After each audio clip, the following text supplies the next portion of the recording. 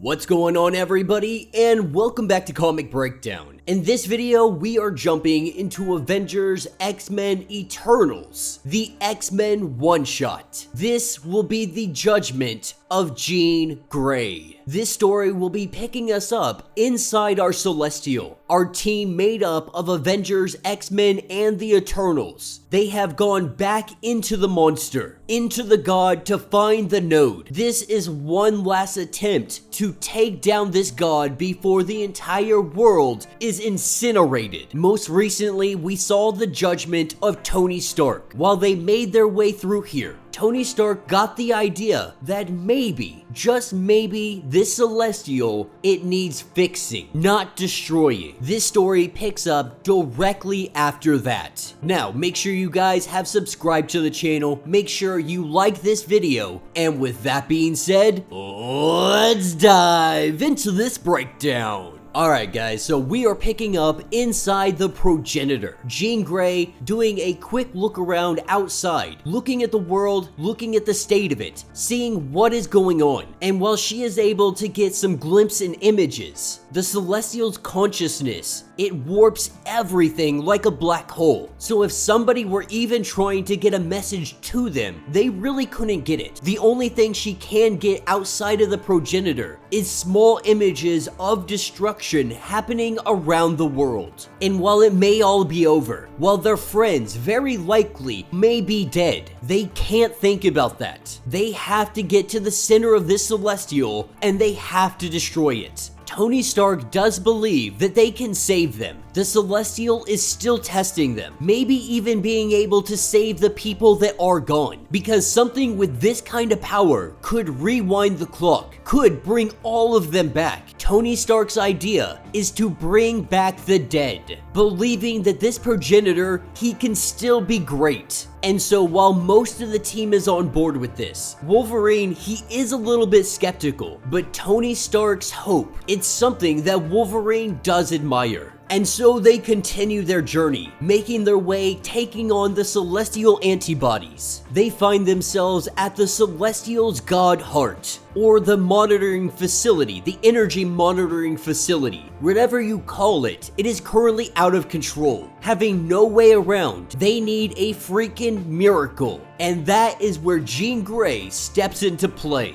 Using her abilities, she is able to separate this energy, clearing the path so that they can get across the bridge. As our heroes battle antibodies getting across the bridge, she is able to hold all of this off. That is when she is hit with a psychic wave. Believing she has it under control, she finds herself teleported to Xavier's school for gifted youngsters. This is her first day at the school, and we can see in Charles Xavier's eyes that this is not Charles, this is the progenitor. Jean Grey's judgment has come to pass. It shows her what she has done. It shows what she has done as the Phoenix. All of the things that she has made mistakes on, but she has spent every day trying to make up for her past transgressions. And it taunts her with the council, the quiet council of Krakoa. Now, she had originally left so she could do more good around the world. Not just the world, but more specifically for mutant kind. But it taunts her with the idea that you could have done the best good by staying on the council. You have taken your voice away from the quiet council, and because of this, it could very likely lead your people to war. This is when Wolverine shows up. With the help of Sinister, they were able to project themselves into her mind, believing that she needs some kind of help, trying to rescue her from whatever is going on with the progenitor. She lets the both of them know that she doesn't need help, that she will face this god's judgment. And so even though they were able to break her out of this is where she goes into the mind of the progenitor, saying that if you want to judge me, then let's get it over with. She goes to him, trying to understand her. He summons two character witnesses, Sinister and Wolverine. Having no other choice but to be honest, Sinister lets it be known that he tried cloning Jean Grey. The problem is, he couldn't clone her. He made something else several times. And while some of them were definitely better than others, he has had no luck in being able to clone her exactly. That she is unique and has a very certain value. Wolverine's honesty is that someone like the progenitor doesn't get to judge someone like Jean Grey. And with them disappearing, the progenitor lets it be known that their insight was very helpful. One who loves her and one who envies her. Also saying that he met her husband, implying that the progenitor may be scared of her. A man who loves her. He thinks something like the progenitor should be scared of her. And he is married to something like that. On a fundamental level, it petrifies him. He believes this to be some kind of form of bravery. And so of course, he passed him. He sleeps in the lair of a red dragon. He also thinks that Cyclops was right. Jean Grey is like the progenitor.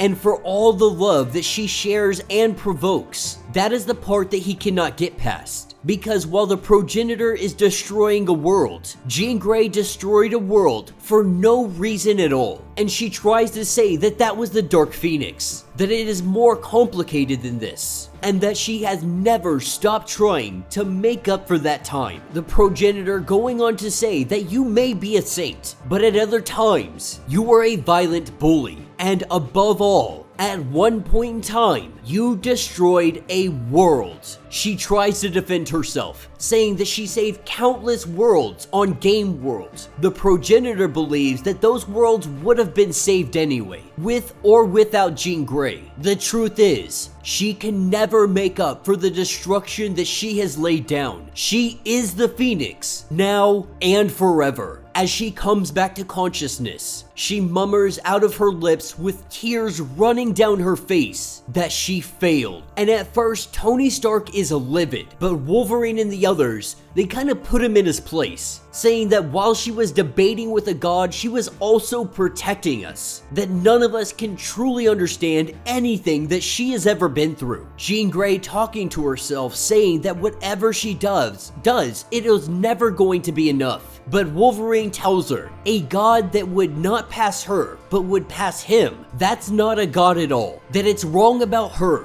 and that she should never listen to his words. Telling her, I know that you're a little bit messed up right now, but more than ever, we need you. We need Jean Grey. As all of these antibodies come flooding towards them, this is where Jean Grey decides to finally unleash her power, because the progenitor she sees as nothing more than a hypocrite, telling her that destroying a world is unforgivable while he destroys a world. She plans to annihilate this hypocrite. Cersei, recognizing she's a little bit out of sorts, she has just snapped and she is about to let loose. Wolverine lets them know the only thing we can do is step back and just watch. We're talking about Charles Xavier's star pupil, and she is not used to failing tests. And that will be the end of this issue. So let me know what you guys think down in the comments. I thoroughly enjoyed this one. The judgment of Jean Grey. We have to assume that the progenitor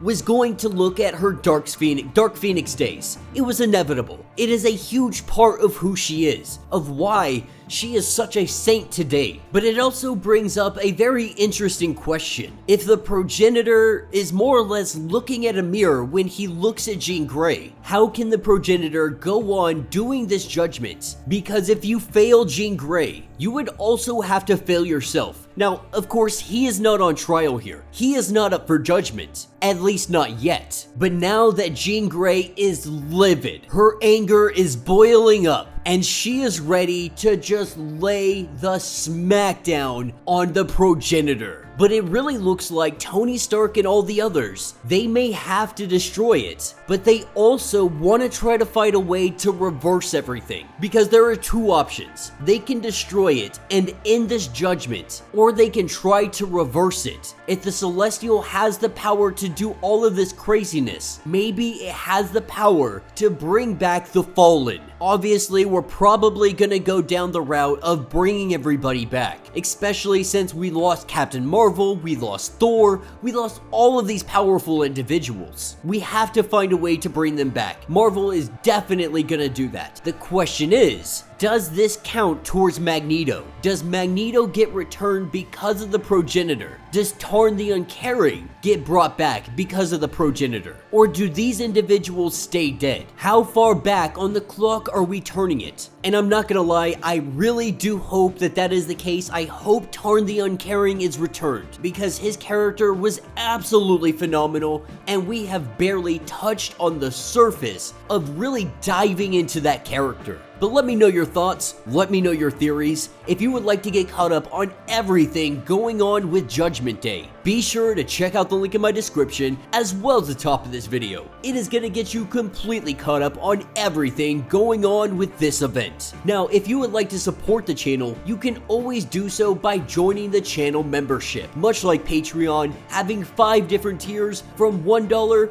to $50. Loyalty badges to getting free comics every single month. Not only are you helping out the channel tremendously, but you are getting tons of perks in the process. Now, if you can't do that, do me a favor, subscribe to the channel, like this video, hit that notification bell, and with that being said, until the next breakdown.